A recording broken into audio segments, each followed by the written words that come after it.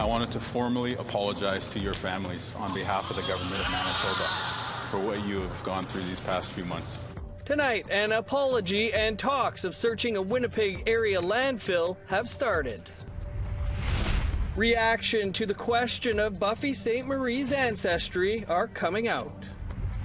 We've only sifted through the records from 1967 and on.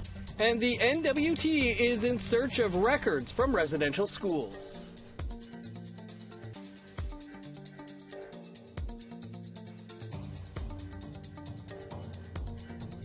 Good evening, I'm Dennis Ward. Welcome to APTN National News. A CBC investigation questioning iconic artist Buffy Sainte-Marie's indigeneity is creating a lot of discussion. APTN's Fraser Needham talked to a few First Nations media commentators to get their thoughts. Here's that story. Buffy Sainte-Marie is one of the world's best-known Indigenous artists. But a new CBC documentary is raising serious questions about the validity of her Indigenous heritage. Toronto Metropolitan University professor Pam Palmater says although uncomfortable, some important questions need to be asked. Was she Indigenous at birth? Yes or no? What does the evidence say? If she was she, if she wasn't, was she adopted as a child into an Indigenous family, either officially or according to Cree custom? It's either yes or no. Then as an adult, was she adopted into a community and made a band member, or was she adopted into a family? McGill University professor Veldon Coburn agrees that although painful, these questions must be explored. Well, they're meritorious questions, I think. You know, we a lot of people don't want to believe. We just don't think or never really wanted to go down that. But there was some shifting claims, and the evidence kind of, on the balance of probabilities, makes us want to question more. Nevertheless, Saskatchewan lawyer Eleanor Sunchild takes a different view and believes Sainte-Marie is Indigenous. Sunchild deals with 60 Scoop cases and says documentation can often be hard to come by. In my practice doing historical files and specifically working with 60 Scoop adoptees, there have been major problems with documentation. I have seen birth certificates that have been falsified. I have seen there's so much missing information in the 60 Scoop files. But at the same time, Palmater says there are some serious issues Sainte-Marie needs to set the record straight on. So there's a lot of very specific issues that we have to parse out. And I think the most important one for all of this is, what did she know? When did she know? And has she been honest? Fraser Needham, APTN National News, Ottawa. And you can find more on that story on our website, aptnnews.ca. On Thursday, Manitoba Premier Waubgeshig met with the families of two First Nations women whose remains are believed to be in a Winnipeg-area landfill. It was the first meeting to discuss the search of the landfill since Canoe became Premier in early October. Tamara Pimentel has more. Manitoba Premier Waubgeshig told the families of Morgan Harris and Mercedes Myron what they've waited a long time to hear. I wanted to formally apologize to your families on behalf of the government of Manitoba for what you have gone through these past few months. It was for the pain they endured by the previous provincial government. This happened just before a meeting to discuss a search for two Winnipeg area landfills. It was a beautiful, beautiful way to reset that relationship that is needed here in the Manitoba legislature. Chief Kyra Wilson of Long Plain First Nation and Assembly of Manitoba Chiefs Grand Chief Kathy Merrick addressed media after the meeting. They say past experiences in the legislature brought a lot of hurt, but this time it was different. Have the pipe lead the way of our journey with this government has really touched my heart, and my heart is very light today. The meeting comes just 1 week after Canoe was sworn into his new role as the first First Nations Premier of Manitoba. Former Premier Heather Stephenson opposed a landfill search, saying there were too many risks with no guaranteed outcome. that became a political prop during the recent election campaign. It's believed that the remains of Harris and Myron are in the Prairie Green landfill north of Winnipeg. A study showed a search is feasible and estimated it could take up to 3 years and could cost just under $200 million. For the past year, protesters calling for a landfill search have gained support from across the country. Donna Bartlett, grandmother of Myron, says an apology from Canoe is relieving. And I'm happy that he did apologize, because it's been a long year and a half, and to hear that from one of the premiers is absolutely amazing. Families and leaders now have under 90 days to further assess the search after receiving over $700,000 from the federal government earlier this month. Merrick says the families are optimistic after finally hearing a search will go on. They're the most resilient people I've ever encountered to be in their presence, and they never once back down. Tamara Pimentel, APTN National News, Winnipeg. It's been an unprecedented year for wildfires and evacuations in the Northwest Territories. Now, Indigenous leaders are calling for a full, independent public inquiry into the emergency management response. Our Charlotte Moore-Jacobs brings us that story. It's been an unforgettable year for wildfires north of 60. And now that the smoke is cleared, Indigenous leaders want to give a voice to the public. The Dene Nation is calling for a full independent public inquiry into the management and response of a wildfire season which displaced 70% of the Northwest Territories population. Sharing their experiences, looking at the lessons that may come out of it, to review them and take a look at the steps that we need to take, and so that we were prepared. Dene National Chief Gerald Antoine says the territorial government needs to acknowledge Dene authority and governance in response planning. According to him, apart from some fire updates, there was little to no communication from GNWT with the Dene Nation about evacuations. The evacuation, and also in terms of meeting the needs of the community, that part lacked, that information lacked. I also reached out to the Premier and also really encourage her that we need to have an emergency, the state of emergency. The community of Fort Smith was evacuated for 6 weeks. Since then, Smith's Landing First Nation, Salt River First Nation, the local Métis Council, and the town of Fort Smith have banded together to listen to community members' concerns. Fort Smith Mayor Fred Daniel says he and other local leadership have held community meetings to hear suggestions from the public, like creating a second road to act as a fire escape between Fort Smith and Fort Chipewyan. The road that we're talking about is from here to Chipewyan. The fastest road is to Chip. It'll get us, them people here, us over there if we have to. And there was, yeah.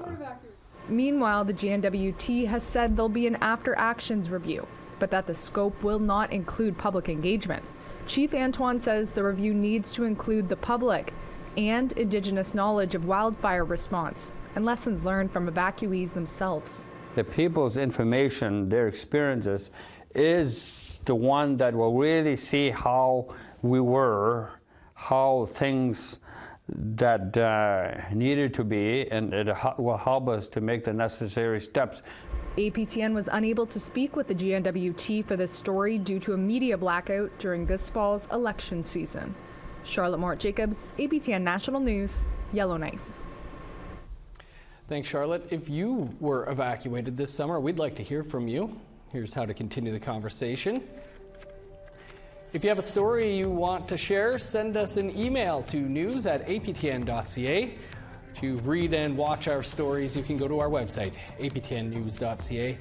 And you can find us online on your favorite social media sites, including TikTok, YouTube, LinkedIn, and X. Follow APTN News to join the conversation and see our latest stories.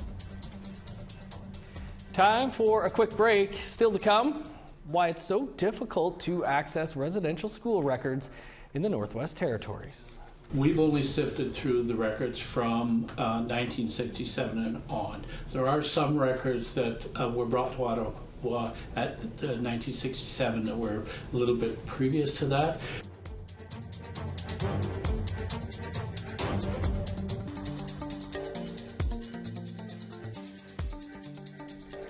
Welcome back. The Northwest Territories is lagging behind in the pursuit of obtaining residential school records. Files are stored down south, and some of the documentation is in rough shape, if it exists at all. Our Charlotte Moore Jacobs explains. There's a growing call for the release of all residential school records, including those of children who died there. But in the Northwest Territories, information isn't easily accessible because the records aren't stored here. NWT Chief Coroner Garth Eggenberger says records prior to 1967 are housed at the Government of Canada's archives in Ottawa. We've only sifted through the records from 1967 and on. There are some records that were brought to Ottawa at 1967 that were a little bit previous to that. Those are housed in the Prince of Wales Northern Heritage Centre. In September, Eggenberger explained this dearth of data to the hearing with the Standing Senate Committee on Indigenous Peoples. Some of the records that we have for the cases are 1 or 2 pages. That's it, you know. Around 1967 and before, they were really, the coroner's office wasn't a sort of a standalone office where the records were sent to a primary office.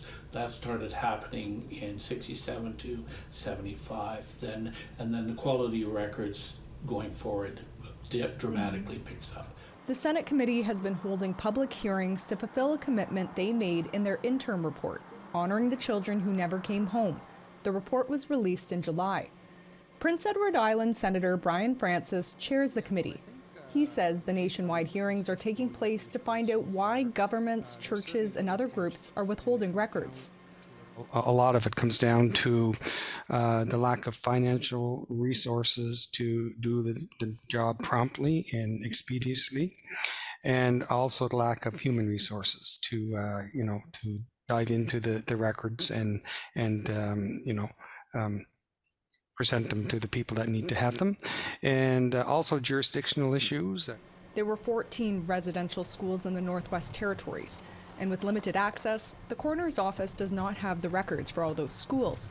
So far, they've identified 6 children who died in residential schools or a federally run hostel. But are they the only ones?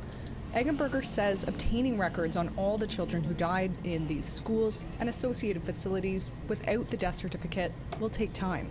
If they were, for example, in a residential school and they became sick, went to a hospital, spent time in the hospital and died, then we wouldn't have a record of that.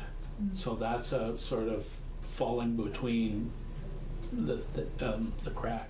The Chief Coroner's Office says they are now working with the Roman Catholic Church and Vital Statistics and the NWT. Charlotte Moore Jacobs, APTN National News, Yellowknife.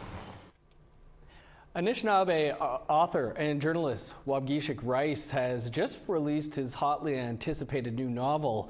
Moon of the Turning Leaves is a sequel to the national bestseller Moon of the Crusted Snow.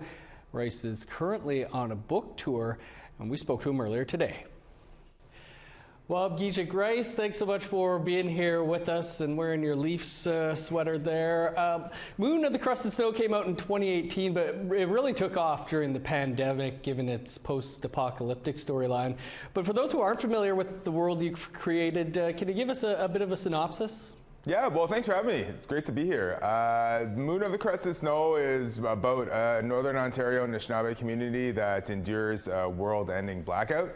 But because the community is full of resourceful people that can hunt and live off the land, it's not an immediate crisis for them.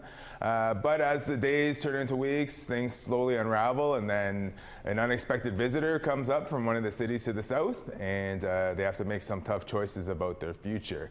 So Moon of the Turning Leaves takes place about 10 years after the events of Moon of the Crusted Snow, and we find the same community faced with another tough tough decision. You know, the resources around them are starting to dwindle, and they realize that traditionally as Anishinaabe, they would have been migratory, moving from place to place, and it's time for them to allow the land to replenish. But also, they haven't seen what's happened in the world to the south, so they decide to go on this quest to see if in fact the world has ended, but also to hopefully reconnect with their original homeland on the north shore of Lake Huron, because it's described in the first book that they were originally displaced from there to far northern Ontario.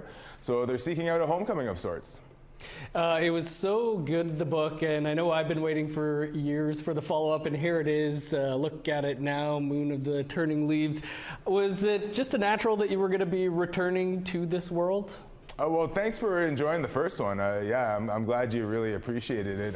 No, I never planned on looking into a sequel. To me, at the end of the first book, I felt like the characters were kind of riding off into the sunset, you know, and I was fine just leaving it at that. But there was a pretty positive response to the story right after it came out, and people would start to ask me if I was going to write a sequel, and at first I said no because I was just being honest, and they would be disappointed. So I started saying, okay, you know, maybe I'm thinking about it, but hadn't really given too much thought to it. But as the months went on, you know, I planted the idea in the back of my head, and I just allowed it to, you know, gestate a bit. And yeah, the path forward for the next story slowly emerged, and I got really excited about taking a look at these characters again, you know, re-exploring the world that they live in, and really like reviving the spirit of the Anishinaabe that really helped guide them through the crisis in the first book, and it's what carries them through the second one as well. Well, we were lucky to have you on Face to Face a few years back, and there was some talk then about a screen adaptation. Is that something that might be still in the works? Well, I think that world moves very slowly, and I don't have much to report all these years later, unfortunately. But that's my dream. It would be great to see that happen. You know, I didn't write these books to have them as movies or TV series, but I think having them adapted in that way would be a great honor, and I'd just be really excited to see how that would happen, you know, considering the really powerful success of some recent series like The Last of Us and Station 11. Absolutely. Love both of those. Wab, thanks so much for being with us. Good luck on the book tour and with the book. Miigwech. Thanks a lot, Dennis. Great to be here again. Brand new episode of APTN Investigates debuts tonight, right after this newscast. We'll speak with the reporter about it after the break.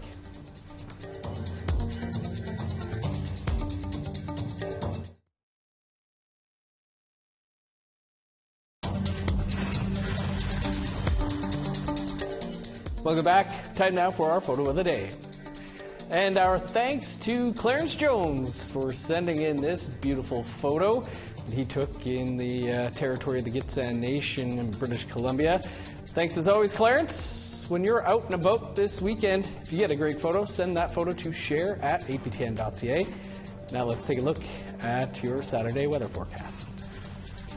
Starting on the East Coast, 20 for Halifax, 23 with showers in Fredericton, 0 with flurries in Kuujjuaq, snow and 3 in Nain, 19 with showers in Montreal, snow and 9 for Chibougamau, plus 4 with snow in Sault Ste. Marie, rain and 4 in North Bay, plus 2 with flurries in Thunder Bay, 1 and snow in Sioux Lookout, plus 1 with snow for God's Lake, 1 without snow in Norway House, minus 4 in Winnipeg, minus 1 with snow in Dauphin. Snow and minus 5 for Regina, partly cloudy and minus 4 for Saskatoon, minus 3 with flurries in Meadow Lake and Buffalo Narrows. A blustery day across northern Alberta, minus 1 with flurries in Fort Chip and Fort Mac. Plus 1 with snow in Edmonton, sun's out a bit, and minus 1 in Lethbridge. Plus 9 and sunny skies for Victoria, 7 under the sun in Vancouver, plus 1 in Prince George, sunny and minus 2 in Smithers, minus 9 in Old Crow, 6 below in Whitehorse, snow and 0 for Yellowknife, no snow and 0 in Norman Wells, minus 3 with flurries in Sax Harbor, snow and 0 in Paulatuck, minus 8 in Chesterfield and Whale Cove, minus 13 with snow in Resolute, 8 below in Igloolik.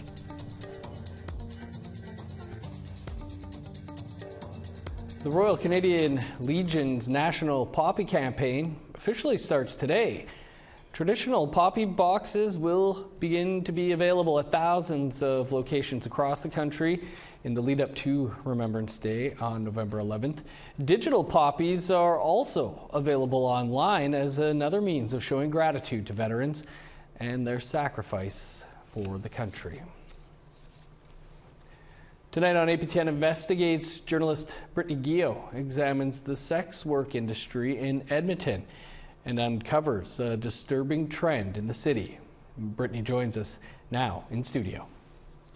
Brittany, thanks for being with us. You spent a week on the ground in Edmonton reporting on this. Can you tell us what that was like? Yeah, so it was a pretty surreal and humbling experience on the ground in Edmonton.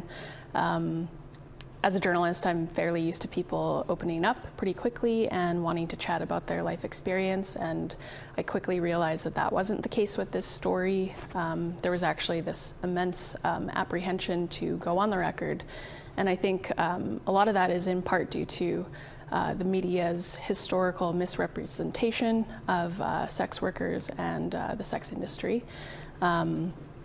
So I really needed to give this story the extra care and attention that it deserves. What did you learn while working on the story? Yeah, there was a number of things that I learned while working on this story, and the main thing was really just language. The language that we use or don't use in the stories is it's really imperative in terms of fostering an environment of trust and inclusivity. And there was another thing that I learned, and that was related to the investigation that we were working on. We uncovered 215 missing and murdered women in the city. 22% of them were sex workers, and half of them were Indigenous sex workers. Crazy stats there. You spoke with several advocates and sex workers. What do they want the public to know about the industry? Yeah, so the main thing that they want the public to know is that not all sex workers are being human trafficked, and not all sex workers are being exploited. Street-level sex workers have also said that the main thing that would really help them is affordable housing. Brittany, really looking forward to this important work. Thanks for talking to us about it. Thanks for having me. And you can watch that documentary on APTN Investigates in less than 2 minutes' time right here. That is all the time we have for your APTN National News for this Friday. For more on anything you've seen here, you can visit our website, aptnnews.ca. That's where you'll also find our special page on the history of the jingle dress, and it looks quite phenomenal. Check it out. I'm Dennis Ward-Marcy. Thanks for being with us. APTN Investigates is next. Have a great night.